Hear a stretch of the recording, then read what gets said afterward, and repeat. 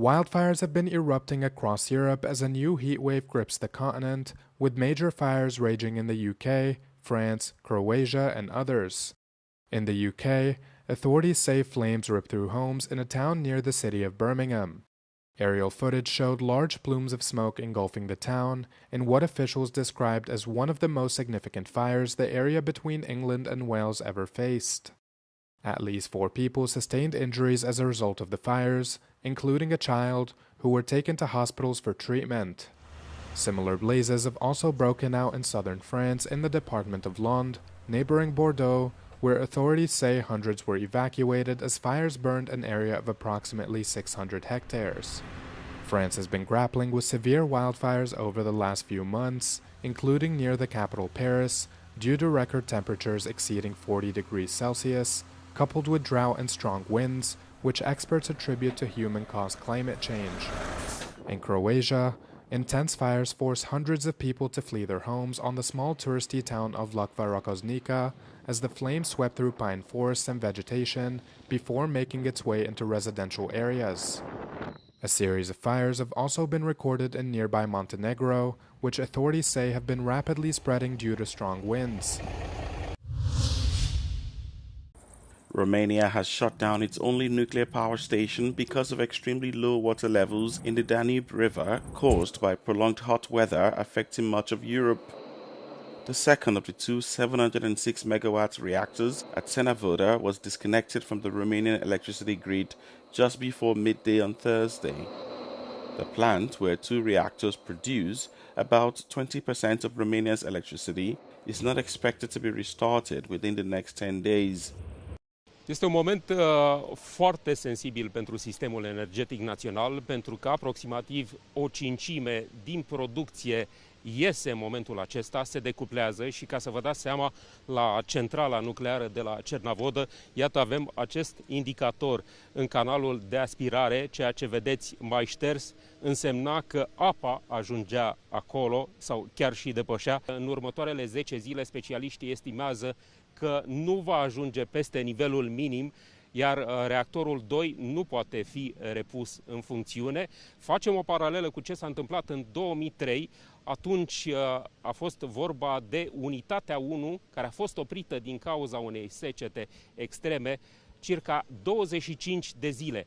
The first reactor had already been shut down in July. Until now, Senavoda had only been shut down once before, in 2003. Nu avem o problemă de urgență, nu avem problemă de securitate nucleară, nu avem nicio problemă în care să ne afecteze din punct de vedere al securității nucleare, după cum spuneam. Dar producția de energie electrică nu mai poate funcționa la acest nivel scăzut în Dunăre. Echipamentele noastre mari, pompele de răcire, sub un anumit nivel, pot fi deteriorate, distruse și atunci mai mult rău facem, pentru că o reparație de pompă durează 6 luni, 7 luni, un an de zile și atunci ar fi mult mai grav. Earlier this week, authorities tried to increase the water flow to the plant by sinking barges loaded with rocks in the river. According to energy experts, the loss of production will push Romania to have larger and more expensive imports. De la diverse reglementări de piață care trebuie să fie introduse, cum ar fi tarifele dinamice pentru consumatori, inclusiv pentru cei casnici, toate companiile din domeniul energetic și nu numai trebuie să-și facă planuri de contingență în fața riscului climatic. Ce ne facem la 2 grade creștere de temperatură, la 3 grade, la 10 zile de secetă, la 20, la 30. Oprim producția, punem niște baterii, pentru că proiectele pe baterii, din fericire, se pot instala destul de repede și un consumator industrial poate să aibă genul acesta de abordare. Climate change is driving up temperatures around the world, but particularly in Europe, the fastest warming continent, heating up twice as fast as the global average, according to the Copernicus Climate Service.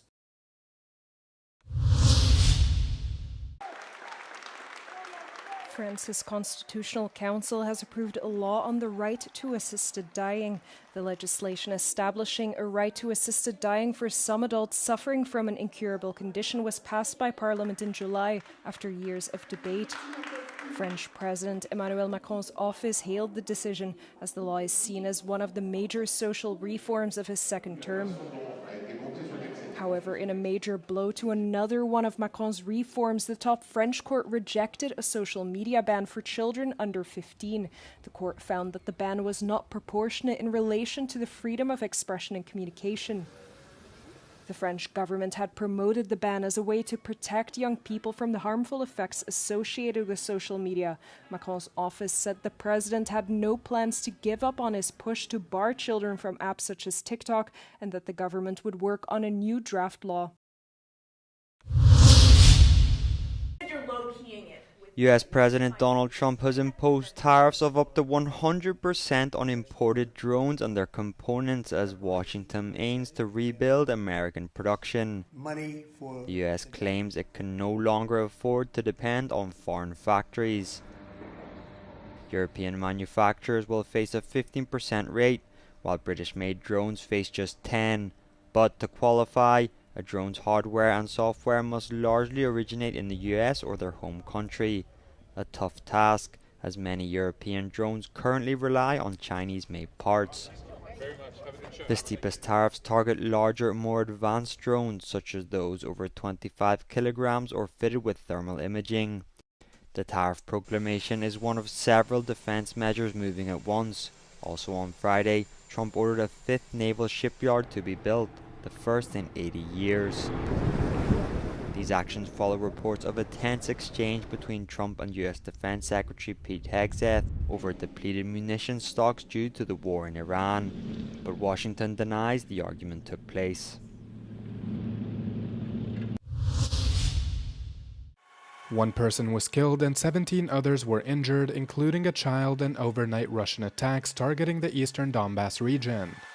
Local officials say drones struck the settlements of Kramatorsk and Bilenke in the Donetsk region late on Thursday and into the early hours of Friday morning. Ukraine's President Volodymyr Zelensky said emergency response crews were on the ground assisting the wounded, extinguishing fires, and escorting civilians to safety. He slammed the overnight Russian barrage, which he said targeted primarily residential areas and civilian infrastructure, but which also targeted several other cities and regions. Zelensky noted that the attack stretched to target many areas, including Sumy, Kherson, Odessa, Zaporizhia, Dnipro, Mykolaiv, and Chernihiv. He added that the Kremlin deployed hundreds of guided aerial bombs to target the frontline cities, noting that on average, Moscow fires around 220 of them per day. He urged allies to ramp up pressure on Russia to target their defense sector at the production stage, calling for sanctions targeting foreign components used in the assembly of these projectiles.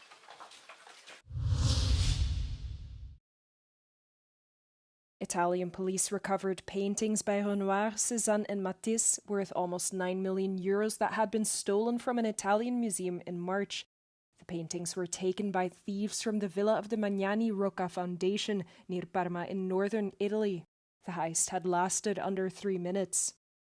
Police said the investigation centered around a gang of 9 Moldovan suspects. 5 are accused of carrying out the theft. Video footage released by police showed 2 thieves wearing headlamps and with their faces covered entering the villa by breaking through a window. They headed straight into a room where the 3 paintings hung and took them off the wall before heading back to the window and passing them through to an accomplice waiting outside. New Zealand has withdrawn its support for FIFA President Gianni Infantino, calling for an independent review, including into his now scrapped plan to sell private stakes in a FIFA commercial subsidiary. That puts New Zealand at odds with Oceania's Football Confederation, which welcomed the scrapped investment plan's cancellation but voiced continued support for Infantino. It's part of a widening split in world football. UEFA and other confederations want new leadership, while South America and Africa are standing by Infantino. He's also picked up support from 6 Arab federations, including Qatar and Morocco, who say they have, quote, full confidence in his leadership. Infantino is due to seek re-election in 2027. The historic Central Square in Brussels is temporarily covered in a colourful bed of flowers as this year's edition of the annual flower carpet celebrates Japanese culture. Hiro Sugiyama, the artist behind the floral arrangement, brought the great wave of Kanagawa to life with hundreds of thousands of flowers. By doing so, he honored one of Japan's most famous artists, Katsushika Hokusai. もともとねはすごい色数を使っているんですけども、今回は花の色数に合わせて15、6色ということが制限があったので、その中で自分のデザインをどう見せるかっていうところにとても苦労しました。で、この場で来てお花を見ながら、その心配もなく本当に鮮やかに再現されていく姿を見てとても興奮しています。The collaboration marks the 160th anniversary of diplomatic ties between Belgium and Japan. The organizers of the event said the carpet is more than just an artwork, but it is also a symbol of bringing people and cultures together. The carpet features more than 700,000 flowers and measures roughly 70 meters long and 24 meters wide.